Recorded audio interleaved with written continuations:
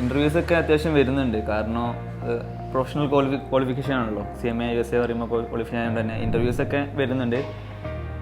Interview മെയിനായിട്ട് നമുക്ക് ഒരു അഡ്വാൻറ്റേജ് എന്താ വെച്ചാൽ, ലെഡ്ജറിൽ പഠിച്ച കാരണം അഡ്വാൻറ്റേജ് എന്താ വെച്ചാൽ ഇവിടെ ഒരു ട്രെയിനിങ് പ്രോഗ്രാം വലിയ പ്രൊവൈഡ് ചെയ്തിട്ടുണ്ട്. അപ്പോൾ അത് നമുക്ക് ഒരു ഇൻ്റർവ്യൂ നമുക്ക് എക്സ്പീരിയൻസ് ഇല്ലാത്ത ആളാണ് പോലും നമുക്ക് ഇൻ്റർവ്യൂ സുഖമായി തന്നെ നമുക്ക് ക്രാക്ക് ചെയ്യാൻ കഴിയും ഈ ഒരു എക്സ്പീരിയൻസ് കൊണ്ട്.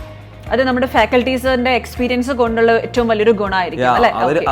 അവർക്കൊരു വർക്ക് എക്സ്പീരിയൻസ് ഉണ്ട്. അവരിപ്പോൾ ഒരു 6 year വർക്ക് ചെയ്താണ്, പല കൺട്രീസും വർക്ക് ചെയ്ത ആൾക്കാരാണ് ഫാക്കൽറ്റീസ്. അപ്പോൾ അവർക്കൊരു എക്സ്പീരിയൻസ് ഉണ്ട്. അപ്പോൾ അവർക്ക് അറിയാം എന്താണ് കുട്ടിക്ക് കൊടുക്കേണ്ടത്, ഒരു ഇൻ്റർവ്യൂവിൻ്റെ മുമ്പ് എന്താണ് കുട്ടിക്ക് കൊടുക്കേണ്ടത് എന്നുള്ള അവർക്ക് റെഡിക്ക് അറിയാം. അപ്പോൾ അത് നമ്മൾ റെഡി അപ്ലൈ ചെയ്തുകൊണ്ട് അത് നമുക്ക് തന്നെ ഇൻ്റർവ്യൂവിൽ പ്രസൻറ്റ് ചെയ്യാനും പറ്റുന്നുണ്ട്. ഓക്കെ, അപ്പോൾ ഈ ഒരു CTP-ലേക്ക് മോക്ക് ഇന്റർവ്യൂസും കാര്യങ്ങളൊക്കെ ഉണ്ടാവുമായിരിക്കുമല്ലോ അല്ലേ?